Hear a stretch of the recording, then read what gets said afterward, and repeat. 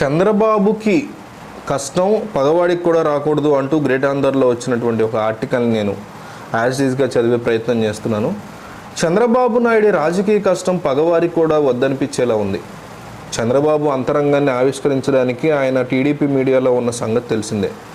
బీజేపీతో పొత్తు చర్చల నేపథ్యంలో బాబు అంతరంగాన్ని బాబు భక్త పత్రిక ఒక కథనాన్ని ప్రచురించింది. బీజేపీతో పొత్తు పెట్టుకుంటే కలిగే నష్టాల గురించి అమిత్ షాకి చంద్రబాబు వివరించినట్టు ఆ పత్రిక రాసుకొచ్చింది. మైనారిటీ వర్గాలు గతంలో వైసీపీకి మద్దతు ఇచ్చేవి. జగన్ పాలన చూసి ఆ తర్వాత ఆ వర్గాల్లో గణనీయంగా టీడీపీ వైపు మొగ్గు చూపిస్తున్నారు. ఇప్పుడు మేము ఎన్డీఏలో చేరితే వాళ్ళు మళ్ళీ వైసీపీ వైపు మళ్ళుతారేమోనన్న అనుమానాలు ఉన్నాయని చెప్పాను. వైసీపీ తీసుకున్న అనేక ప్రజా వ్యతిరేక నిర్ణయాలను కేంద్రం అడ్డుకోలేదని, దీనివల్ల రాష్ట్రం నష్టపోయిందన్న అభిప్రాయం కొన్ని వర్గాల్లో ఉందని వివరించారు. నేనేమీ దాచుకోలేదు, అన్నీ వివరంగానే చెప్పాను అని సదరు పత్రిక చంద్రబాబు అంతరంగాన్ని ఆవిష్కరించింది. ఈ కథనం ప్రకారం బీజేపీతో తెలుగుదేశం పార్టీ పొత్తు పెట్టుకుంటే ముస్లిం మైనార్టీల ఓట్లు పూర్తిగా వైసీపీకే.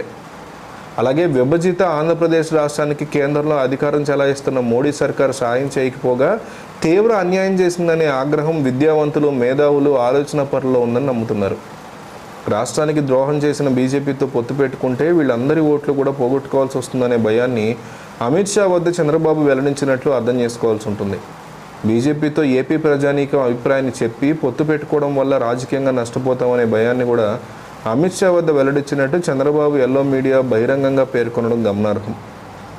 అయినప్పటికీ మూడోసారి కేంద్రంలో అధికారంలోకి రానున్న బీజేపీతో పొత్తు పెట్టుకోవాల్సిన పరిస్థితి ఏర్పడుతుందని చంద్రబాబు ముక్తాయింపు ఇవ్వడం గమనార్హం.